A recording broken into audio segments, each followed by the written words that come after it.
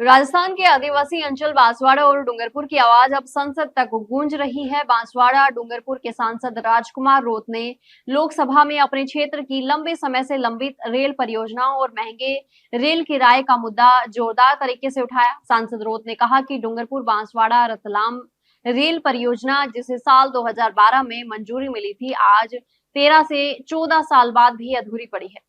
उन्होंने सवाल उठाया कि आखिर आदिवासी क्षेत्र की जनता को कब तक बुनियादी सुविधाओं के लिए इंतजार करना पड़ेगा। उनका कहना था कि 2014 से 2019 में क्षेत्र को जनता ने भाजपा को पूरा समर्थन दिया, लेकिन बदले में अब तक रेल जैसी मूलभूत सुविधा भी नहीं मिल पाई। सबसे बड़ा मुद्दा उन्होंने बांसवाड़ा जिले को लेकर उठाया। रोत ने कहा, बांसवाड़ा आज भी देश का ऐसा जिला है जहां अब तक रेल सुविधा नहीं पहुंची है। ये स्थिति विकास के दांव पर बड़ा सवाल खड़ा करती है। वहीं वंदे भारत एक्सप्रेस के किराए को लेकर भी उन्होंने सरकार को घेरा।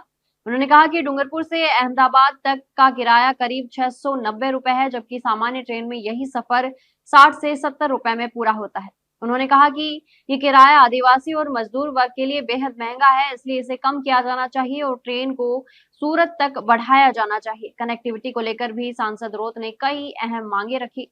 उन्होंने डूंगरपुर को दिल्ली और मुंबई से सीधे जोड़ने की मांग की। साथ ही उदयपुर से चलने वाली मेवाड़ और चेतक एक्सप्रेस को डूंगरपुर तक बढ़ाने और उदयपुर बांद्रा ट्रेन को बाया डूंगरपुर चलाने का सुझाव दिया।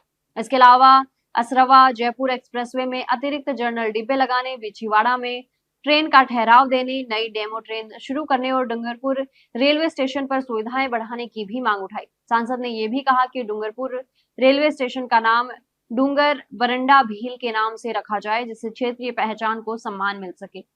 रोत ने साफ कहा कि नई रेल लाइनों की घोषणा करने से पहले सरकार को पुरानी और लंबित परियोजनाओं को पूरा करना चाहिए। साथ ही उन्होंने भूमि अधिग्रहण में उचित मुआवजा देने और स्थानीय मांगों को प्राथमिकता देने की भी बात कही।